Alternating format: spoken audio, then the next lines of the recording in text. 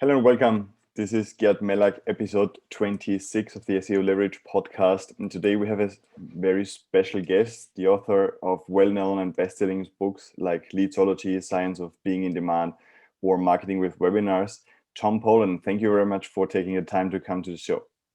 Gerd, it's a privilege to be here. Thank you for the invitation. Thank you so much.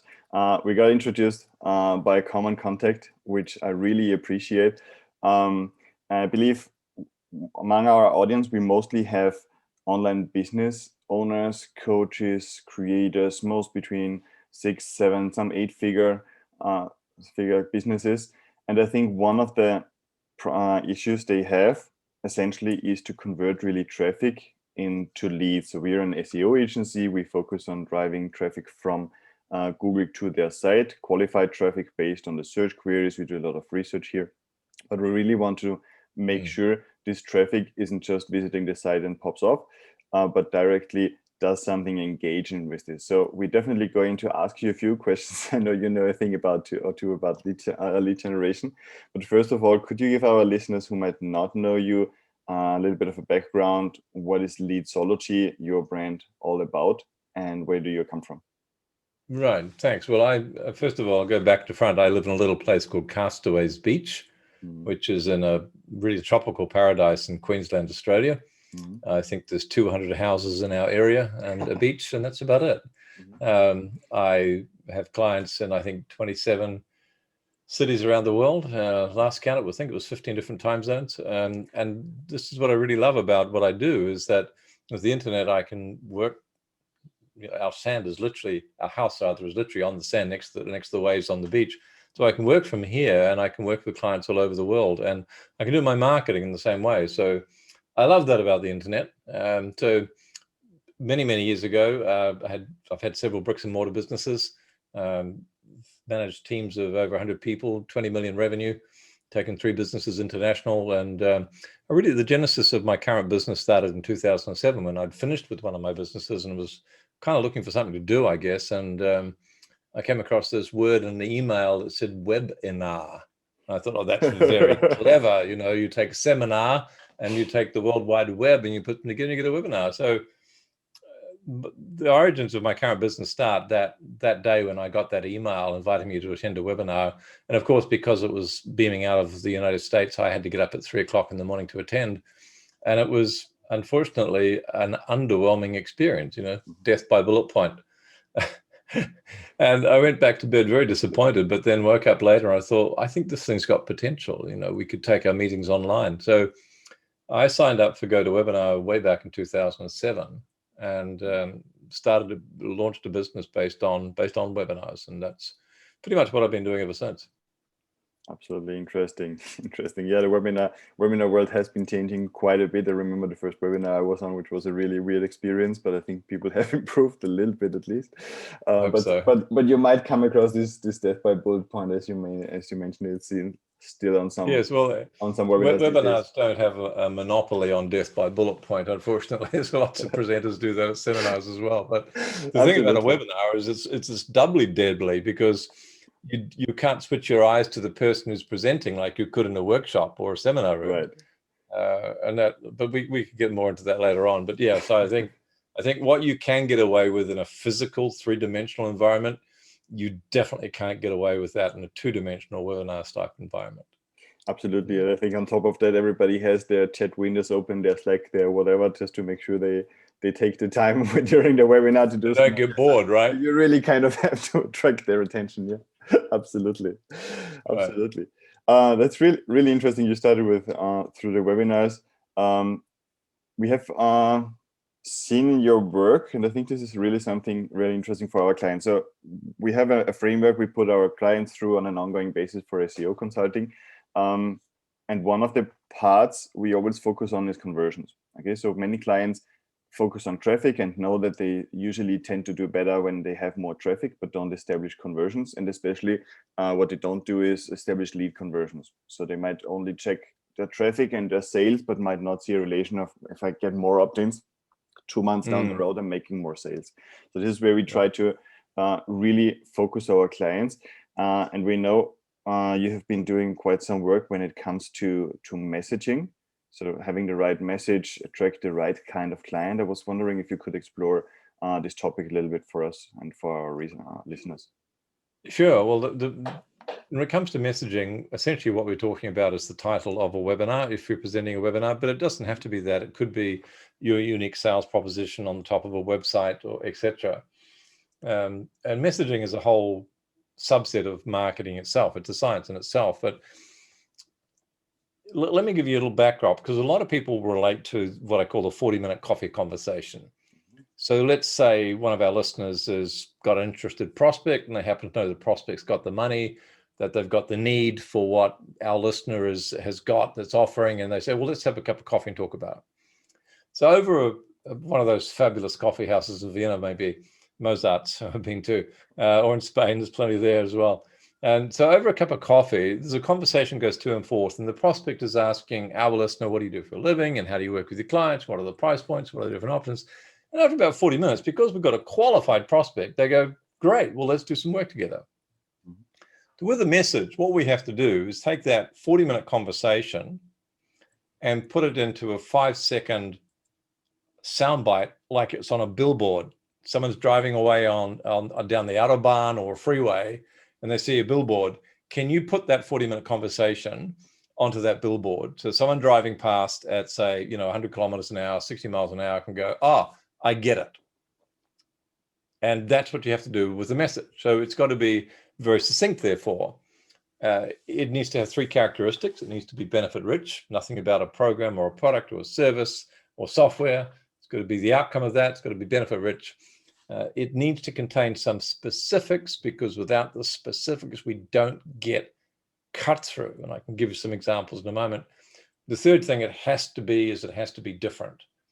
Because everyone has this thing in their brains called a reticular activating system, and its job is to filter out anything that's irrelevant and to filter in anything that might be pertinent or timely or something that could be of interest or value to us. So if I set up a webinar and say, come along and find out how to generate some leads, it's kind of ho-hum. Lots of people could say something like that, figure out your marketing sector. But if I say, come along and attend a demonstration of how my clients in 27 cities around the world are generating a weekly flow of inbound new client inquiries in less than an hour a month. That's not a USP. It's not an elevator pitch. It's longer than that. And with the visual medium of communication, we get more real estate than we do with a traditional elevator pitch. People say, if someone asked me to dinner party, I'm never going to say that. But it's not designed for dinner party. It's designed for a written medium, website, webinar invitation, email invitation to register for a webinar. So I'll give you another example. Max is a client, does software for point of sale in fast food restaurants, people like McDonald's, Wendy's, Burger King, and so on. So before we applied those 3 characteristics to shrink his 40-minute conversation into a billboard message, he used to, what do you do for a living? On his website, his business card, if you don't run a webinar, come along, we'll show you about point of sale software for fast food restaurants. Again, not specific, not differentiated, and actually not benefit rich either. So once we applied the formula of benefit rich, specific, and differentiation, what we get is, come along and see how we increase the profits in fast food restaurants by 25% in less than 90 days. Mm-hmm. So we're introducing the sales and profits it actually is. So suddenly we've got something that's benefit rich, it contains specifics, and it's highly differentiated to what all Max's competitors are doing. And that's where we get the cut through, and that's when we start generating action from the prospect, whether it's to click a link, attend a webinar, or whatever it might be. So that's sort of messaging in a nutshell. Would you say it's interesting that the 2 examples contained multiple numbers? Would you say multiple numbers in the messaging is important? No, the numbers are a subset of the specifics. So let's take another client, Karen, who's helps people with crippling anxiety. Mm-hmm. So with Karen, we're not using numbers or percentages. There's no 27 cities. There's no increase in sales of 25%. It's around shifting from the paralysis of anxiety to progressing in life with your relationships and your health and your career. So it's no numbers involved, but there is definitely a shift from the paralysis of anxiety, which anyone who has anxiety other than the sort of the garden variety that I might have before breakfast most mornings. They know how paralyzing and how crippling it is. So it's going from being paralyzing to progressing and so on. Mm-hmm. So we've just got to find a way of articulating the core benefit of working with the supplier, and we've got to put that into a way that it sounds different and that's going to get the cut through, and that invariably means that it contains some sort of specifics that's benefit rich. Interesting, very interesting. So we've got clients who have opt-ins into email lists, and usually what we have seen great success in conversions is having them really make the opt-ins specific to why someone came from search. So right, basing everything on, when I go to Google, I want to solve a problem, I see a content that seems to solve my problem. If then there is an opt-in that's really specific to my current problem, to the 5 minutes I've taken out of my day just to research this and find a solution, there is a much higher conversion rate. In these cases, would you rather find a messaging per lead magnet, or would you find an overall messaging for the entire brand? It needs to be per lead magnet. Mm-hmm. So in my case, the lead magnet is a webinar, but it could be a PDF, a downloadable guide. My book is a lead magnet. Mm-hmm. People have to pay for it, but it's still a lead magnet. Mm-hmm. And I think to get context, we've got to look at the audience. And I divide the mass audience, and this is an audience of people who might be interested, from mildly interested at one end of the spectrum to desperately keen at the other end of the spectrum. Mm-hmm. I divide those into 3 categories. And so the type of lead magnet and what the promise or the value proposition, it might vary. So we've got what I call the wanderers, and that's typically about 85% of any given audience, whether that's come through SEO or depending on the ad, or what the offer is in the SEO. But it's typically around 85% of audiences are what I call wanderers, kind of tire kickers, if you like. Yeah, maybe got an interest, maybe you don't, but let's see what it is. And the wanderers want something that's short, simple, and shiny. So typically the offer for them is the 1-page blueprint, or the 1-page checklist, or the 1-page mind map. But it's something that's short, and it's simple, and it's shiny. And that's typically the sort of thing we would offer in a pop-up window on our homepage. We have, in our case, it's a 1-page interactive model, but it's short, simple, and shiny. And then you have the seekers, and the seekers just want to know where the sales page is. So the seekers just want to know what the page is. Where do I buy? I mean, I want some leads. I've read your book, or I've been to your webinar, whatever it is, or a friend referred me. For goodness sake, stop giving me all this fluff. I just want to buy. But that's only 3% of the audience. So we've got 85% of wanderers, short, simple, shiny. The seekers who just want to buy, they just want the sales page so they can read it, confirm, click the button and go ahead and buy, or make the inquiry, book a time, one or the other. And that leaves you with the explorers. And the explorers are people who really want detail. And that's 12% of our audience. So they want to attend a whole webinar. They want to read the whole book. They want to do a 5-hour challenge. They want to read your PDF. They will pretty much devour everything that you can throw at them. But 12% of the people who may buy from you in the short-term future, within the next 30 to 90 days, 12% of the 15%. So it's a big percentage of the total number of buyers. They need 5 exposures to a brand before they get ready to commit. Mm-hmm. That's quite a lot. So by having just one lead magnet, one offer, and failing to follow up with other offers, we're going to leave an awful lot of money on the table, because the explorers have a need to explore the brand before they buy. And if we don't meet that need with our brand, then they go somewhere else to have that need met.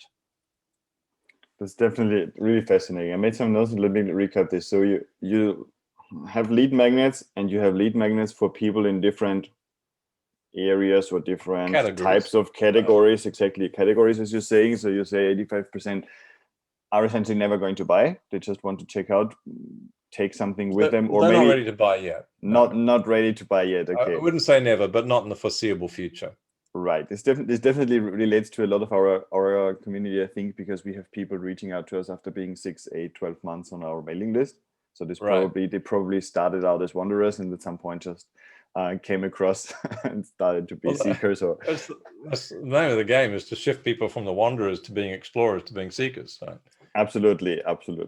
So then you've got the seekers that want to go to the sales page. This is where we try to have clients make it really clear where someone can buy. We have ourselves all the prices and everything on the page. So if someone is ready to buy, please go ahead and do so.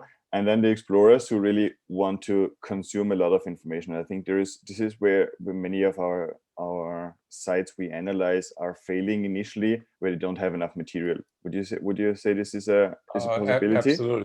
There's normally one lead magnet. So we all understand the concept of the funnel, that you get leads in at the top for stuff that's free, and then you sell them something that's reasonably inexpensive, and then you nurture them, keep your brand in the brain until they're ready to buy your core product, and there's probably something at the back end. In my experience, the model is flawed. It's faulty.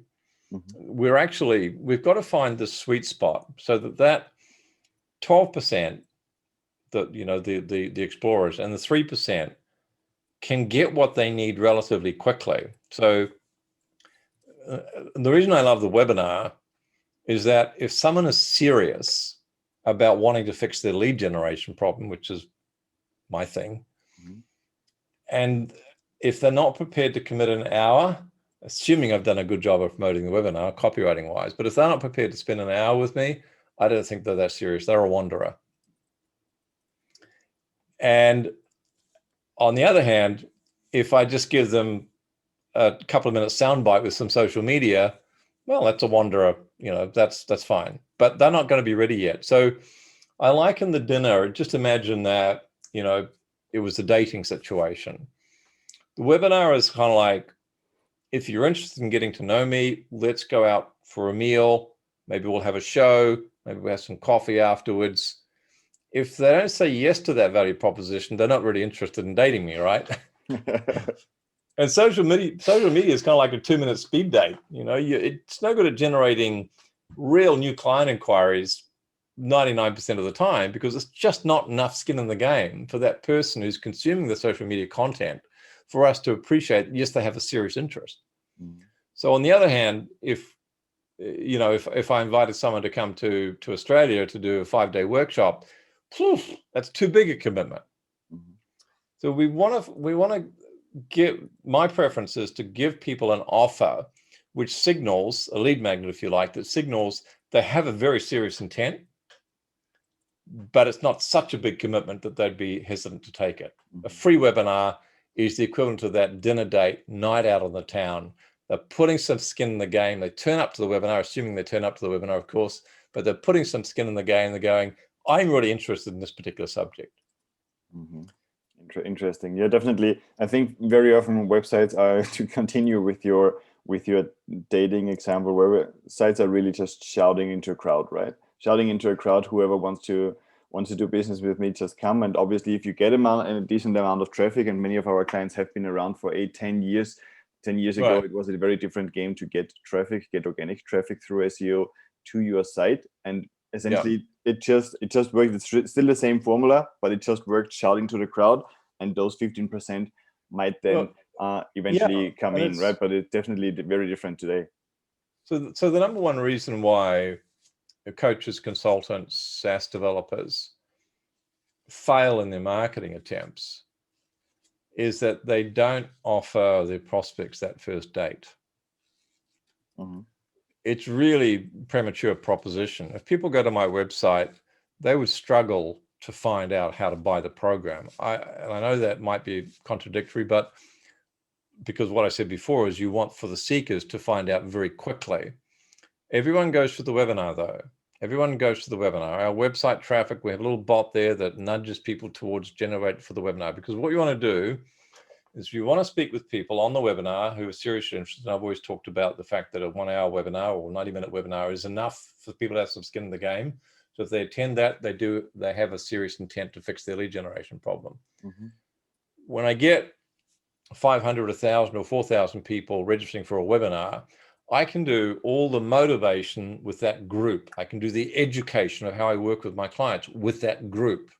I can do the elimination of the people who aren't a fit with the whole group. I can do the education, the motivation, the qualification, all with a group. And then when I meet with people one-on-one to talk about whether we should work together, it's all been done in the group. That person is just coming to that meeting with me, that post-webinar, pre-client engagement meeting, I call it a consult. You're really just hoping to confirm that working together is the right thing to do. So it eliminates the need for selling. Selling is what people have to do when their marketing sucks. We've got 500 people or 1,000 people or whatever it is in the webinar. When I run a webinar, it's a demonstration of how I work with my clients. It's not a free training webinar. SaaS developers, it's a demonstration of how their software works. Consultants, it's a demonstration of how they work with their whatever industrial manufacturing clients, et cetera, et cetera. So it's not positioned as a training webinar because we want to have an open and transparent value proposition. It's a demonstration of how I work with my clients. 27 cities around the world have generated weekly flow of inbound leads and less than an hour a month using webinars. So I've done that before. You can probably I was going to say this was practice. So the idea of someone coming to a website and then going, yeah, I think I'll make I know it's going to be $50,000 or $100,000 we need to spend, but I think I'll make that inquiry even though I've never met Tom. It's pretty unlikely.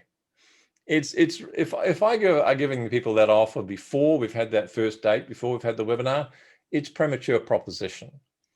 It's like I met my now wife. I mean, I literally saw her across the other side of a crowded room, and I have to say I fell in love straight away. And but if I'd gone up to her and said, "Look, introduce myself. My name's Tom. You don't know me, but could we get married?" I probably wouldn't have had much success with that approach. And yet, I mean, it's such a silly idea. We can laugh at it, and yet this is what people are doing very often with the website. Is they get some traffic there and they go, "Oh, do you want to talk? Should we go out? Should we have a date? Should we get married? Do you want to give me some money?" Or post-COVID or pre-COVID, take your pick, go to conferences, business networking, putting business cards in the hands of people, hoping that they will want to make that inquiry, but we haven't even had a first date yet. So the number one reason why people fail with their marketing efforts is they haven't offered people that first date, the opportunity to get to know them before they suggest meeting or for a consult or something. Definitely a lot of good points and a lot of things I think we have kind of baked into our own approach. We do have, for example, a quick audit for $20 where people get like a pre-assessment, and we've seen essentially people really interested very often get this quick audit, see how we work, how we respond. They get on a call with me, discuss the results, but it's not a pitch call. Really, we just discuss the results, see this is what we can do, this is how we do it, this is how our ongoing consulting works. And then we are seeing good success as well with webinars. There at the moment, they're automated just really product demos where people can sign up and they get a product demo exactly on what is in there, how does this work. And we are definitely looking into running continuous webinars because we kind of feel SEO is definitely a trust thing. So like many other things as well, but very often SEO has received some really negative press, so to speak, some really shady providers. So we feel that once we can get a chance to really explain how we do things and why we do things and why logically from A we transition to B through our method, through our approach, it definitely helps. Well, when you put all that into the medium of a webinar, people don't feel intimidated to attend because they understand that their attendance is going to be almost anonymous. But they get the opportunity to sit back, watch you demonstrate how you work with your clients. It's a very, as I said, very open and honest value proposition. Come along and see how we work with our clients. If you have an interest at the end, we'll let you know how to reach out and book a time to have that conversation. But I just figure we can do our marketing 101 or we can do it 1 to 1,000. It's the same hour. I know what I prefer.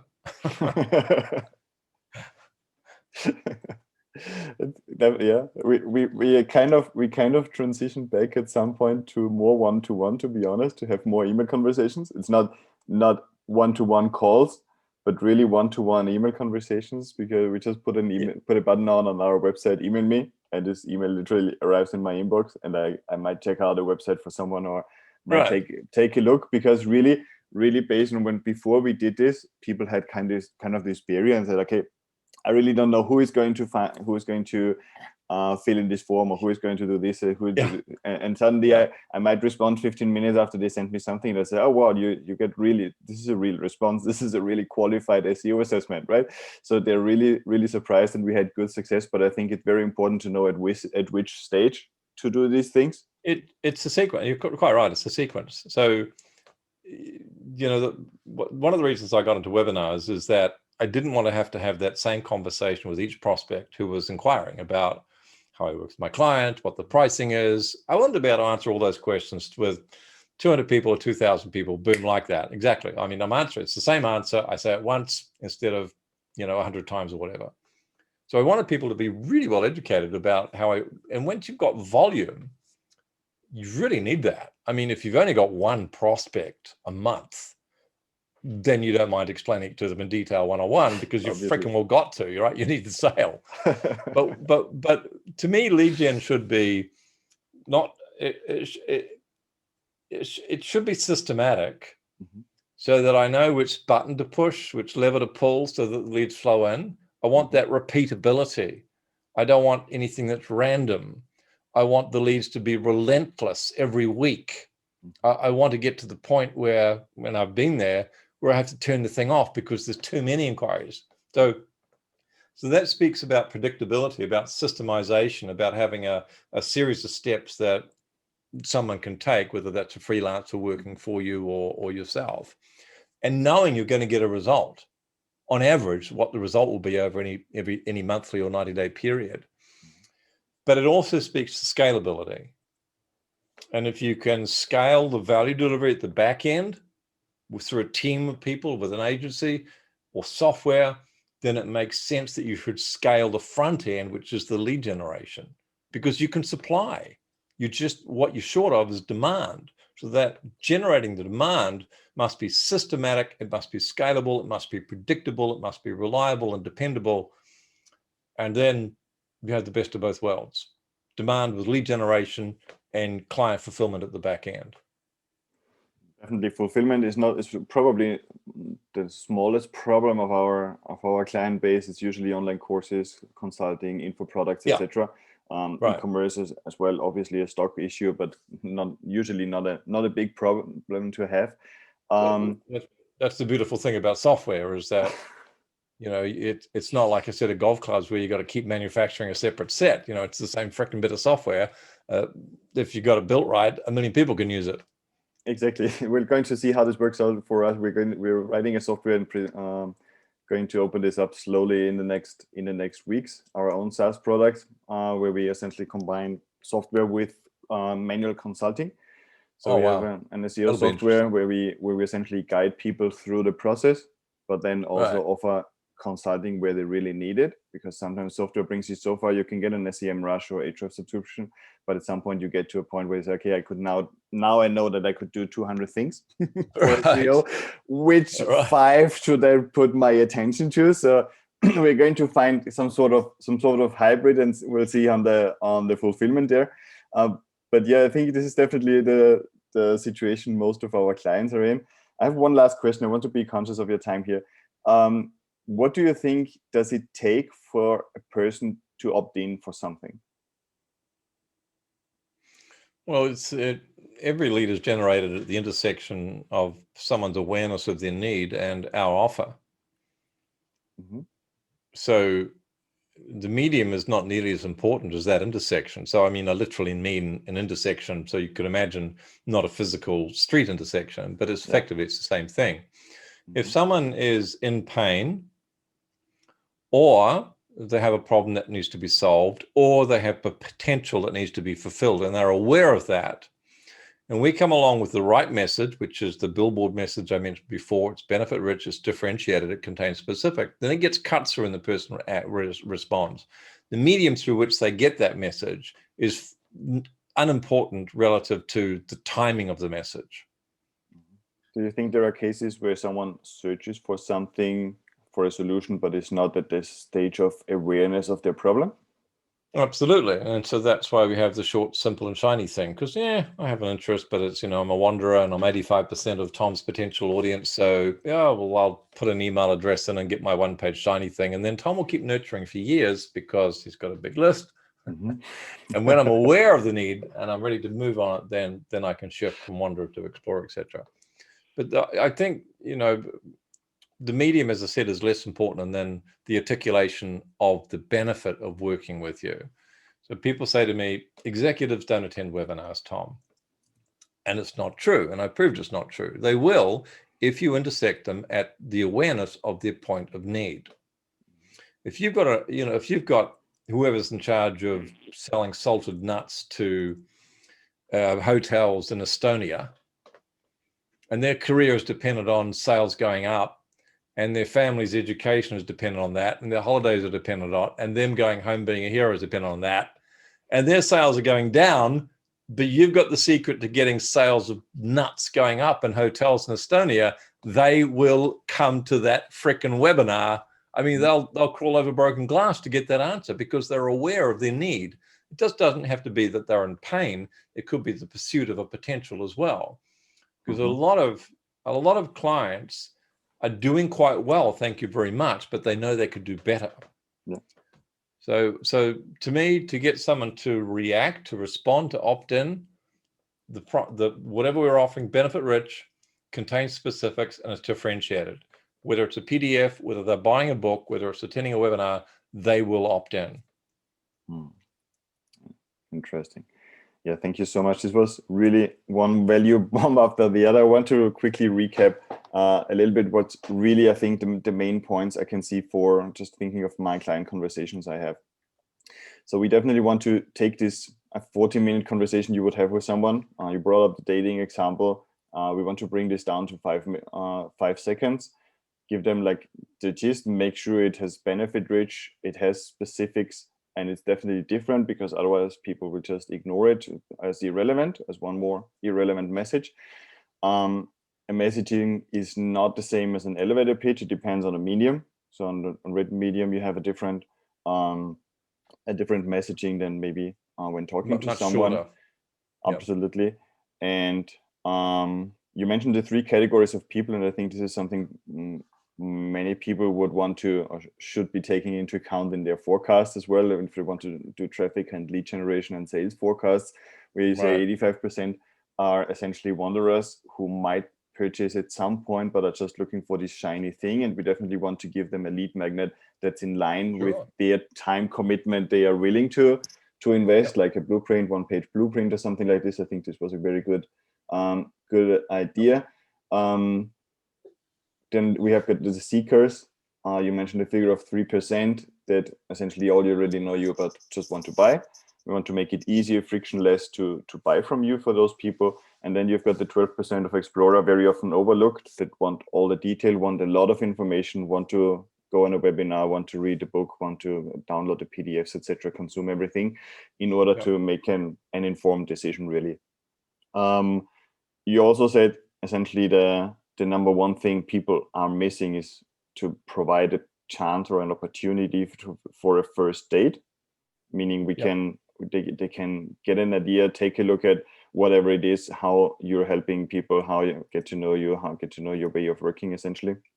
And you mentioned essentially, I think this was a really good point where you say, okay, if someone is not ready to commit an hour to a webinar, they're probably not ready to commit, I don't know how many days to a course, to a coaching program, to whatever. I think this was a really good point. I can't stress this enough. I do this in sales calls as well. We're not after traffic. So people very often get really worried if the traffic drops a little bit.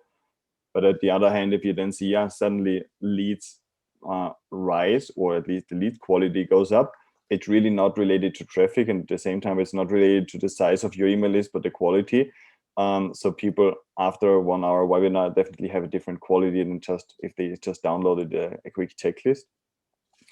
And then you talked about the intersection between someone's awareness about their problem and the payoff they get by downloading something.